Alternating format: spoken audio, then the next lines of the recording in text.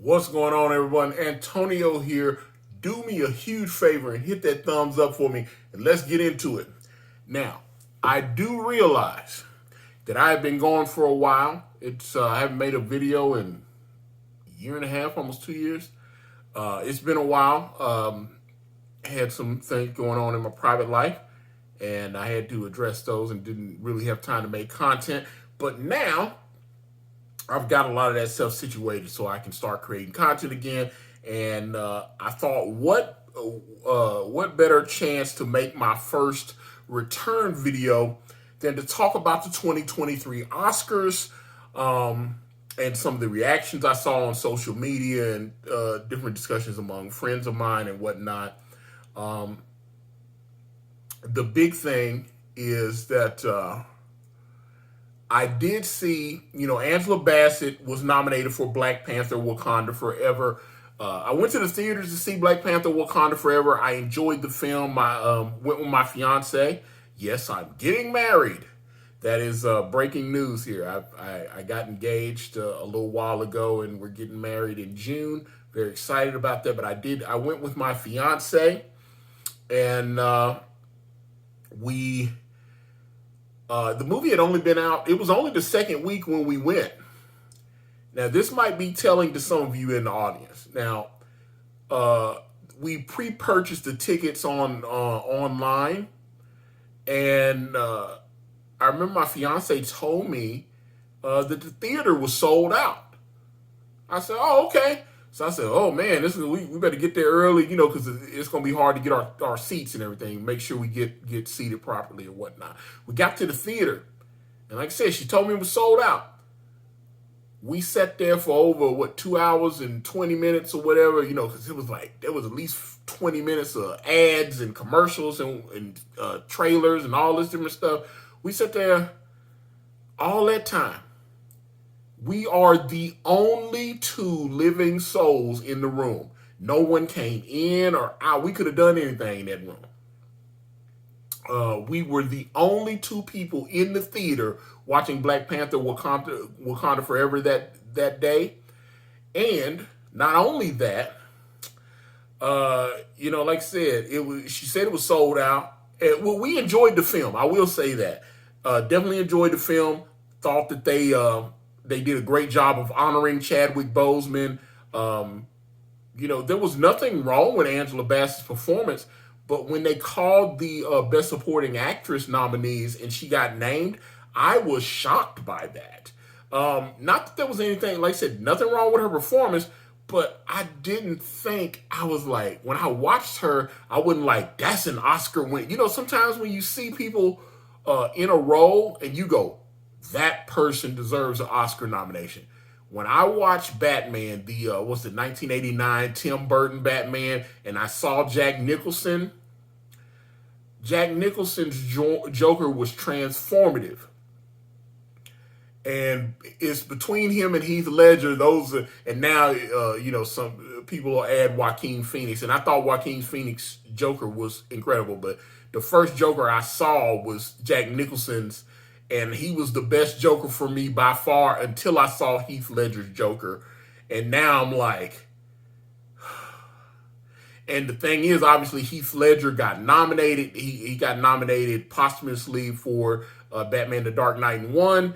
But Jack Nicholson did get nominated for his performance, and he definitely should have. You cannot watch that performance as the Joker in Batman and not think that was an Oscar worthy performance. He should have got at least a nomination. I don't know if he would have won, but he should have got nominated hands down. I remember I was watching Arsenio Hall's show, and Arsenio said that Jack Nicholson is the Joker. When they announced the nomination, they say, "Oh, he got robbed. He should have got nominated." So sometimes they don't get it right.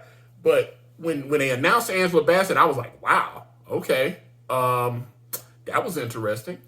But I wasn't hating on that sister, but I heard the other nominees. And let's actually, because I've got I got a list. All right.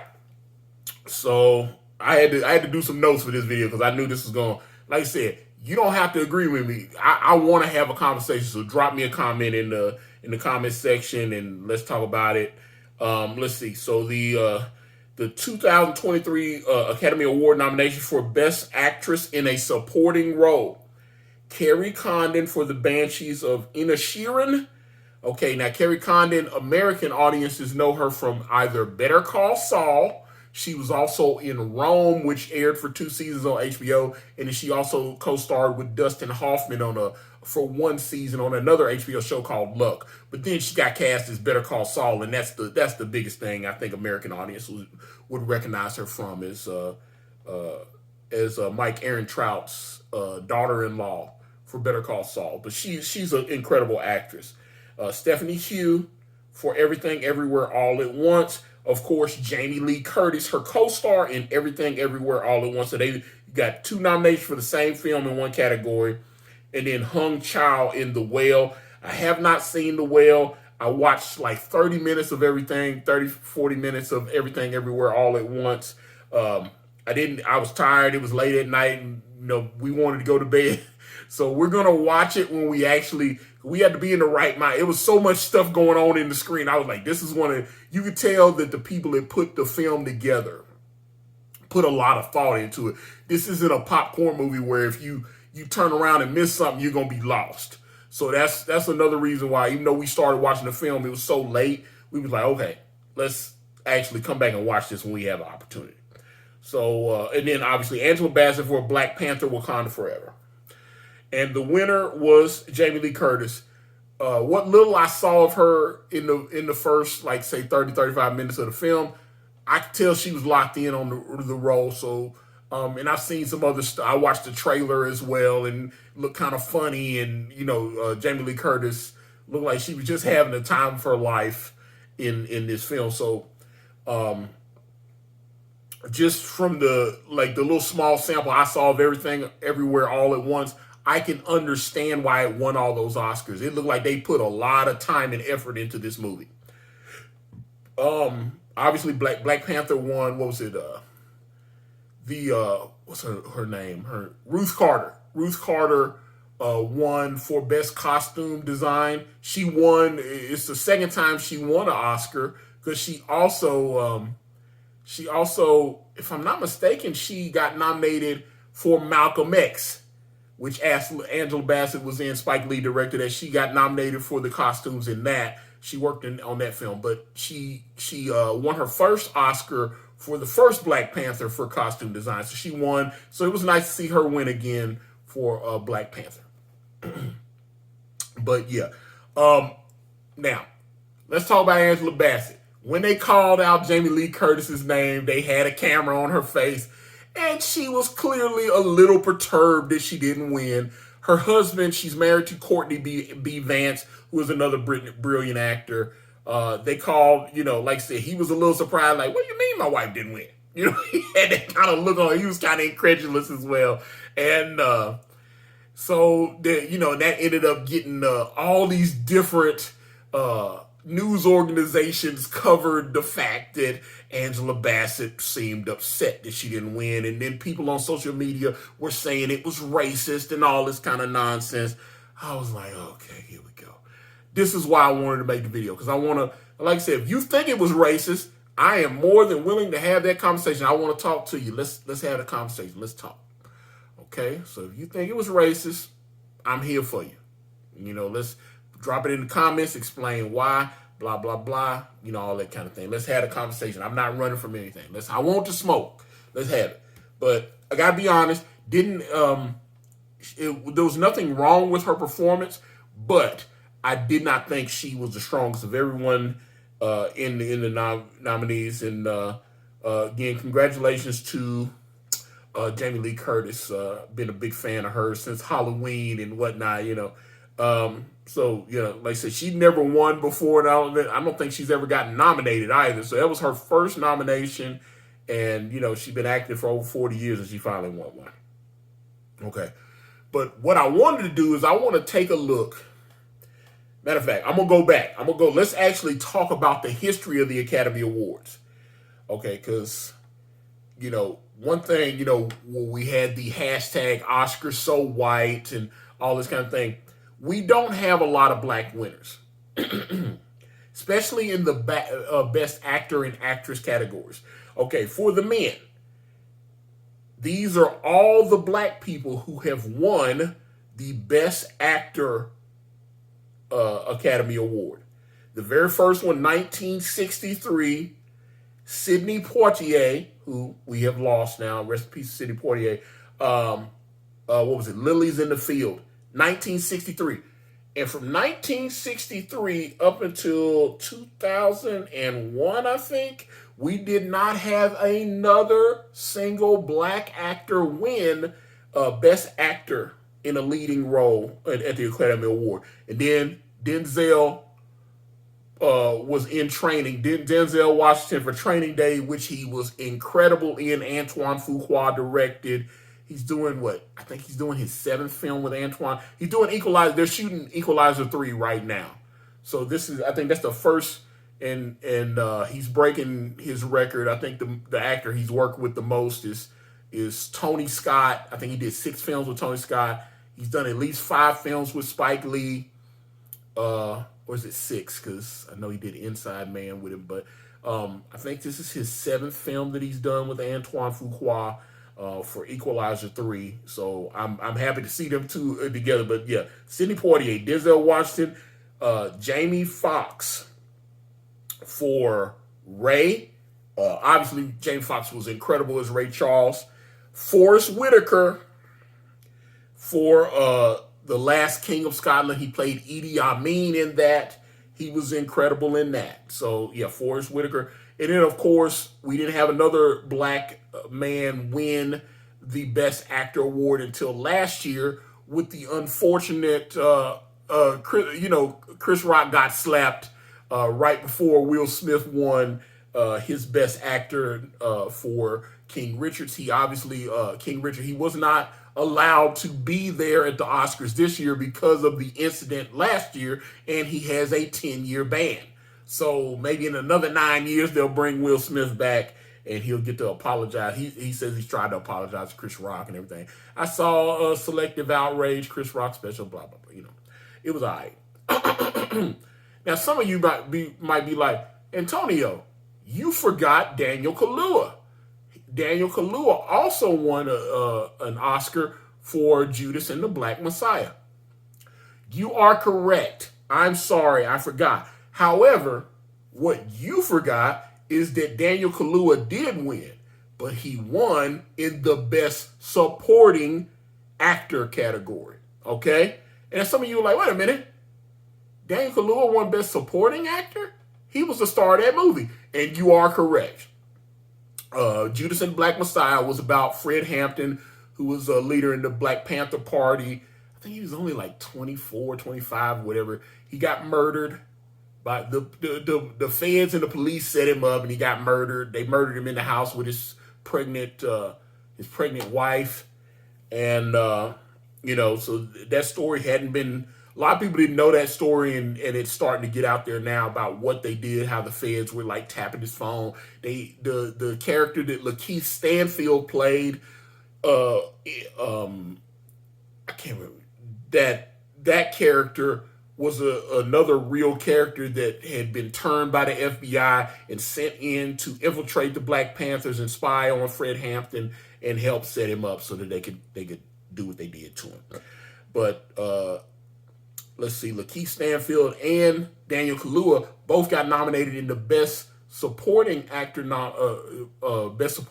category. Now, the reason they put Daniel Kaluuya, even though he was clearly the lead of the movie, the reason they put Daniel Kaluuya in the Best Supporting Actor category is because we had lost Chadwick Boseman, and he was in Ma Rainey's Black Bottom, and he got nominated for lead actor.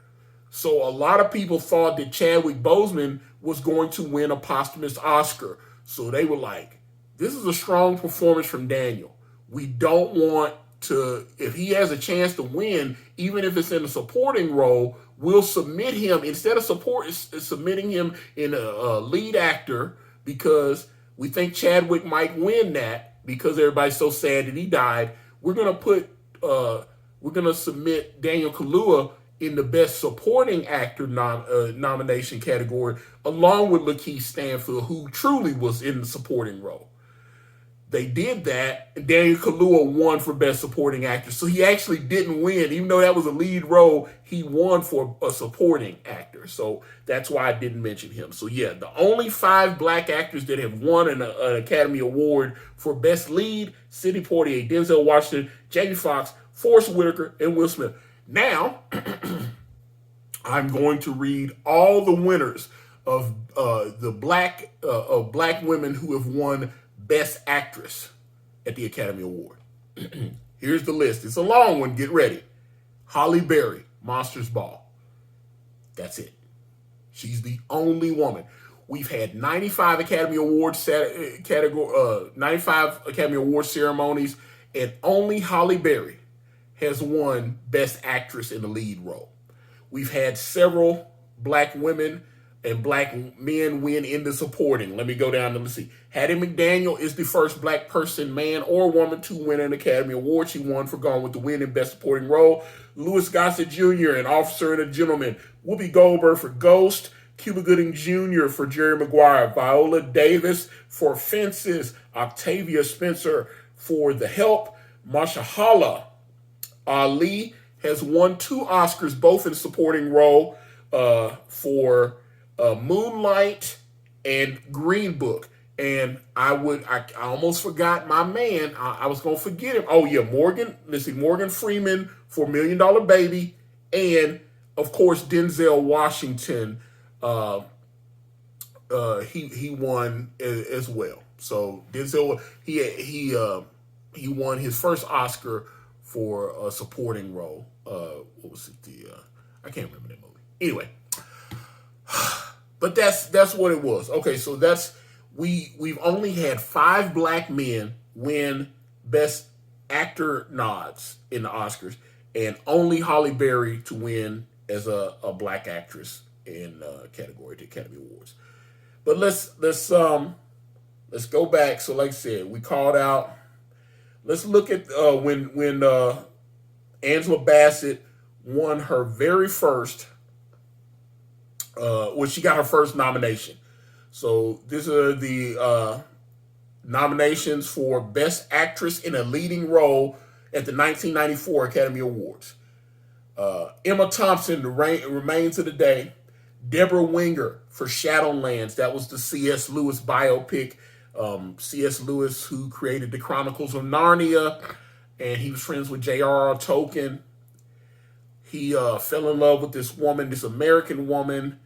They got married so she could stay in the country. He fell madly in love with her, and she got cancer and died. And so this is what Shadowlands is about. She was incredible in that. Deborah Winger had a big career in the 80s.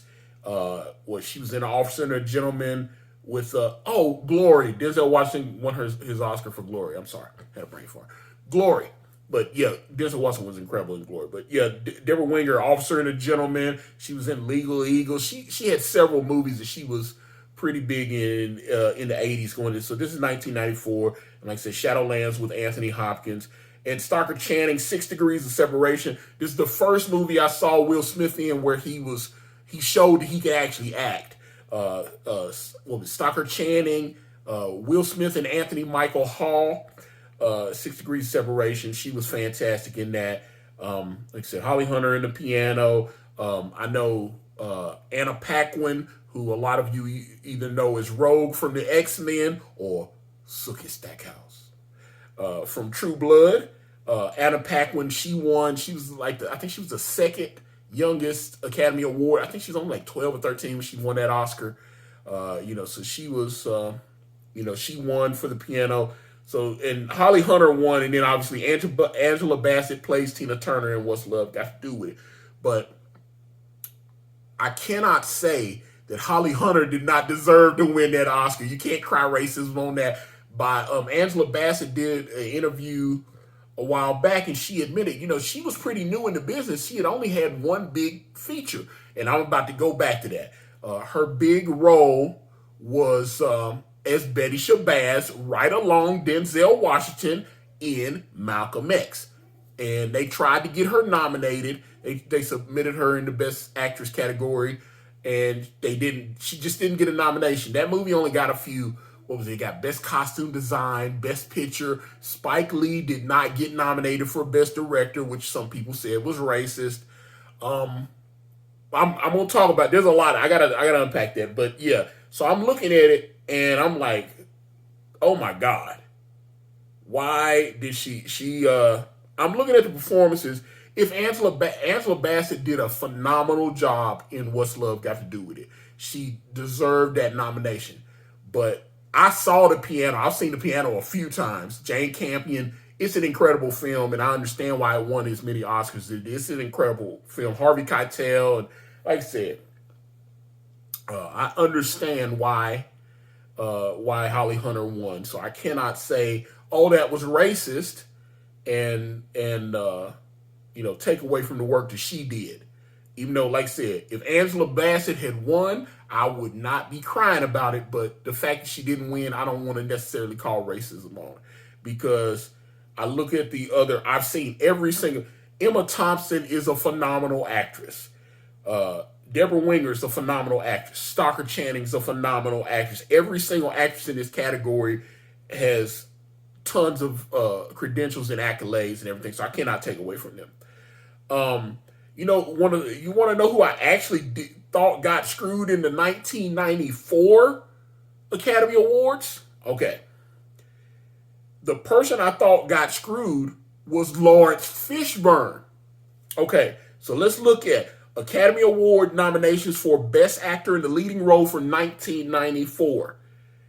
Anthony Hopkins for Remains of the Day. Again, just mentioned Emma Thompson, his co-star. She was in the nomination for Best Lead, and he was in the nomination for Best Male Lead. Okay, Liam Neeson for Schindler's List. Steven Spielberg. That movie won several awards that night, including Steven Spielberg winning his first Oscar for directing. Schindler's List is an incredible film. Liam Neeson. Matter of fact, I'd even go so far as to say I thought Tommy Lee Jones won Best Supporting Actor in 1994 for The Fugitive. And he was great in that. But who I thought got robbed in that category that he beat out was Ralph Fiennes. Ralph Fiennes from Schindler's List. If you go back and watch Schindler's List, Ralph Fiennes was the best actor in that category. Him, or I thought Tim Roth. There's a Tim Roth movie that Liam Neeson also co-starred in called Rob Roy. Rob Roy, Tim Roth was Best Supporting Actor in that. He was the villain in Rob Roy. Liam Neeson was in that, but Tim Roth got nominated. He was incredible as the bad guy in Rob Roy. So if Tim Roth or Ralph Fiennes had won in that category over Tommy Lee Jones, who again I thought was fantastic, I'll give him his props. But the fact I thought my favorite of the nominees in the male supporting actor, I thought Ralph Fiennes should have got it. But yeah, Liam Neeson, Daniel Day-Lewis, In the Name of the Father, another great movie. It was fantastic. Lawrence Fishburne as Ike Turner, What's Love Got to Do with It? Tom Hanks for Philadelphia, co-starring with his co-star with Denzel Washington in that. I thought Tom Hanks did a good performance. Here's the thing: this was Tom Hanks' first Oscar. He got nominated for an Oscar for Big, which was directed by Penny Marshall, who Penny Marshall had passed away as well now, so she's no longer with us. My mom loved Laverne and Shirley, but she had put him in Big, and he got nominated for an Oscar, and then he did A League of Their Own, and he was great in that. But he won. It was 1994. He won for Philadelphia. Like I said, Tom Hanks was fine in this, but I did not think he was the strongest. So if you give it, of the five names, Anthony Hopkins, Liam Neeson, Daniel Day-Lewis, Lawrence Fishburne, and Tom Hanks, for me, the best performances, I think, even though I think, like I said, I think Tom Hanks is, out of those five names, I think he's five. If I had to do a ranking system, I'm torn because I thought Liam Neeson in Schindler's List was incredible, but if they had given it to Lawrence Fishburne, I would have been okay with that. I thought the reason I say that is Lawrence Fishburne's Ike Turner, and it's been like almost 30 years, and they're still talking about that performance. You still see people sharing the memes. There's still the memes of, like There's a couple of Ike Turner memes with Lawrence Fishburne that are still, like I said, this movie's like 30 years old. So that tells you right there how iconic that performance was. The fact that it's just like with Samuel L. Jackson. And Samuel L. Jackson was on Howard Stern, I think it was in 2018, 2019. There's a clip of it on YouTube. And Samuel L. Jackson, because that's another reason I mentioned Samuel L. Jackson, is he's another actor that they caught on camera when he got nominated for Pulp Fiction in a Best Supporting Role. And I can't remember who beat him out when they called somebody else's name, and he was like, he was like, God, he had a face, and I think it was a couple years ago, and they showed Samuel L. Jackson, they had him on Jimmy Kimmel, and he showed him that clip of him reacting to losing in the Best Supporting category. Now remember, Samuel L. Jackson's he's only been nominated one time in his all the roles Samuel L. Jackson's played, he's only gotten that one nomination for Pulp Fiction. They gave him an honorary Oscar, 2 years ago, I think it was? They gave him an honorary. But he's never won, and he's only been nominated one time. And that guy's career, and he told Howard Stern that he felt like he should have gotten an Oscar for playing Steven in Django. Here's the problem. Steven was a supporting role. The Oscar went to Christopher Waltz, who also was in Django. So he would have been in the category up against Christopher Waltz. So I don't know if he would have won because the votes would have split. So that's another thing. Like I said, Christopher Waltz was his co-star.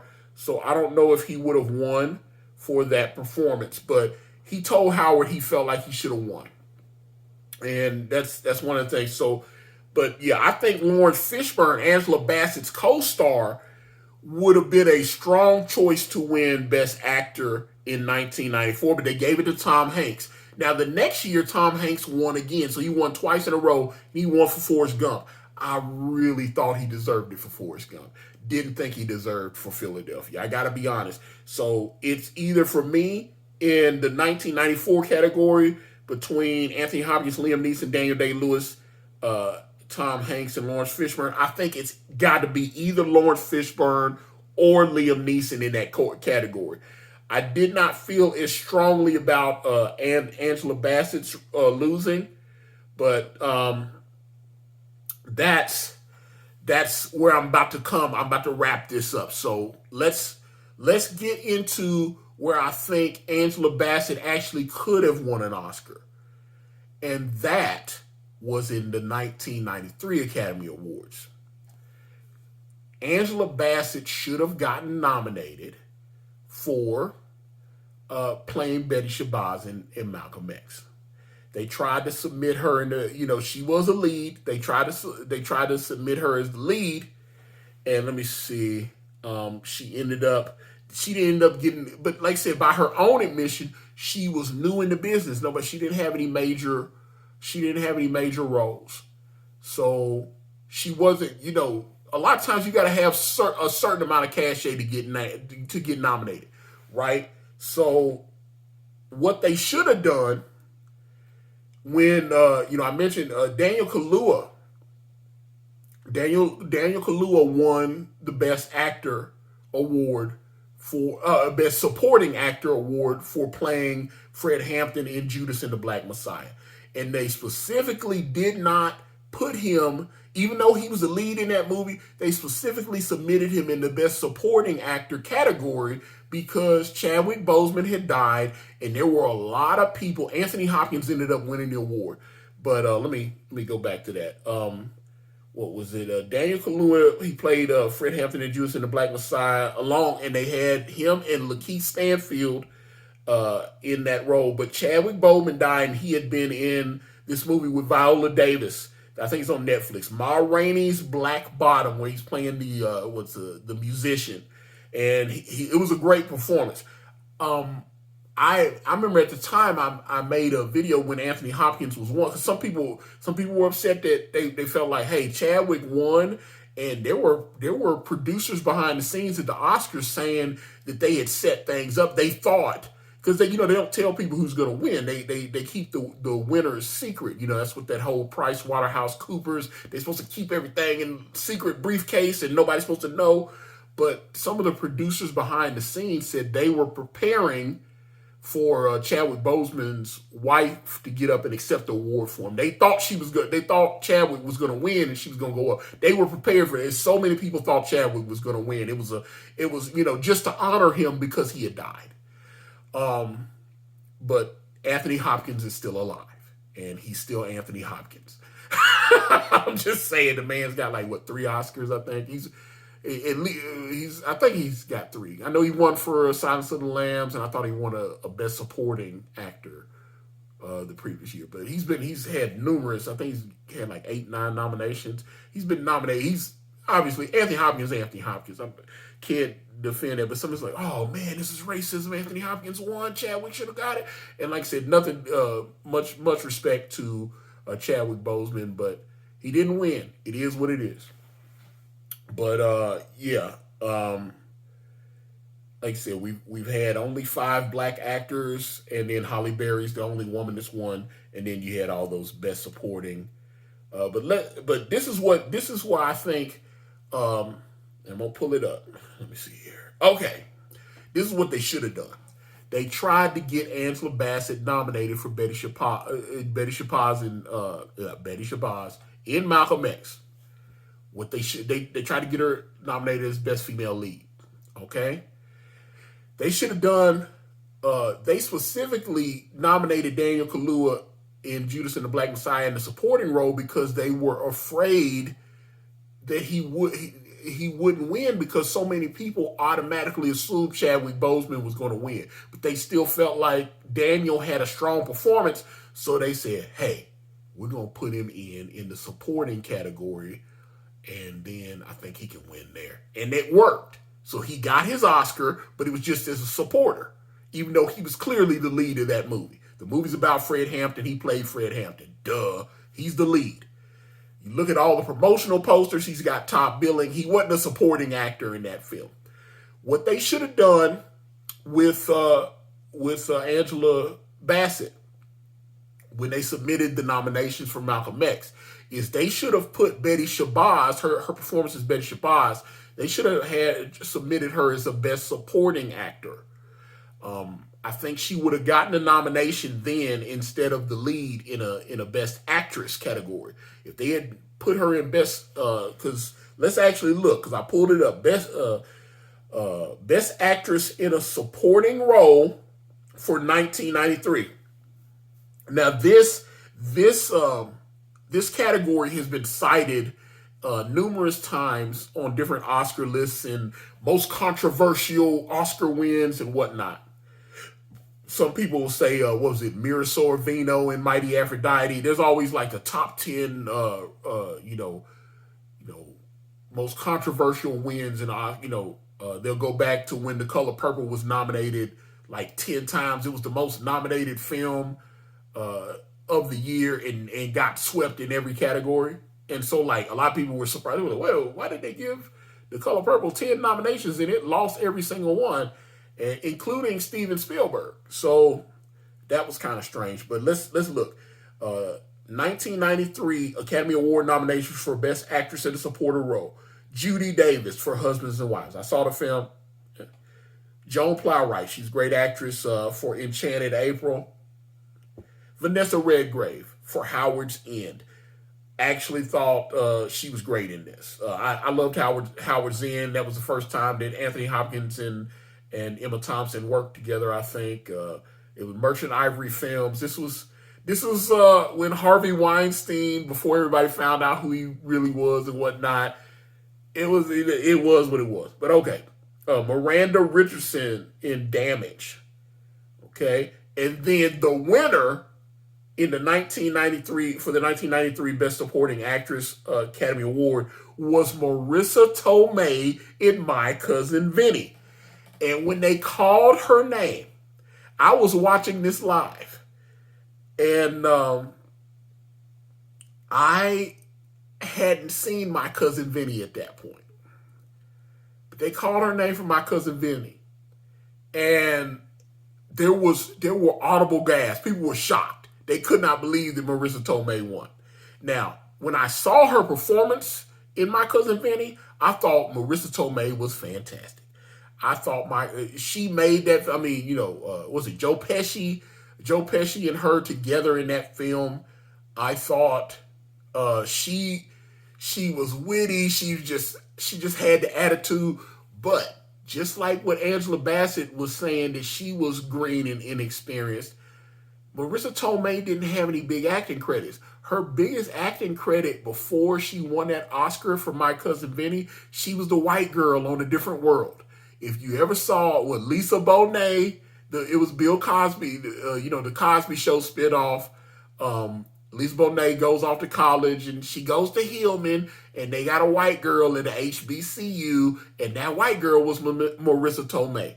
Now, after that first season, they decided to cut the white girl out, and she was out looking for work again. So that was the first time we see Marissa Tomei. She was on A Different World as the white girl going to a black school. That was it. So Marissa Tomei didn't have a bunch of credentials. So what I think they should have done is what the people from Judas and the Black Messiah did. If they had submitted Angela Bassett in a Best Supporting category for Betty Shabazz, she would have gotten nominated probably for that. Nobody knew who she was to submit her in a Best Actress category that year. So she wasn't going to win. But I think if they had submitted her for Malcolm X, she would have won. She would have won. I think her performance as Betty Shabazz is definitely more serious than Marissa Tomei's performance was comedy. It's great, but it's a comedic performance. Judy Davis, all the other category, every other person that Judy Davis, Joan Plowright, Vanessa Redgrave, Miranda Richardson, those were all serious, dramatic performances. If you've seen any of those films, Howard's End's a very serious film and whatnot. So I think there's a chance that Angela Bassett would have bumped Marissa Tomei's because there would have only been 5 nominees.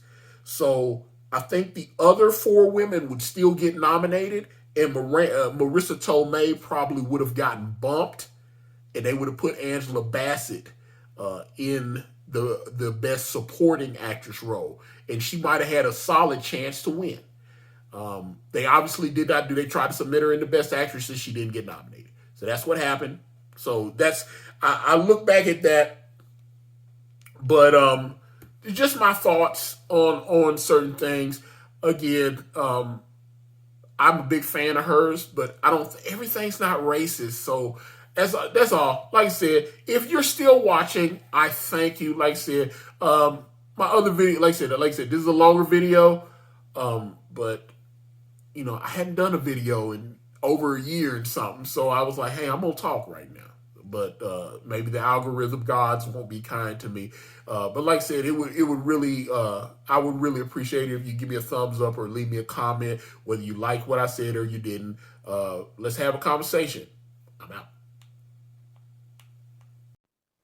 Thank you for watching. Please like and subscribe, and please check out my podcast at anchor.fm/Ikari Press, or just type in Ikari Press on your favorite streaming platform today.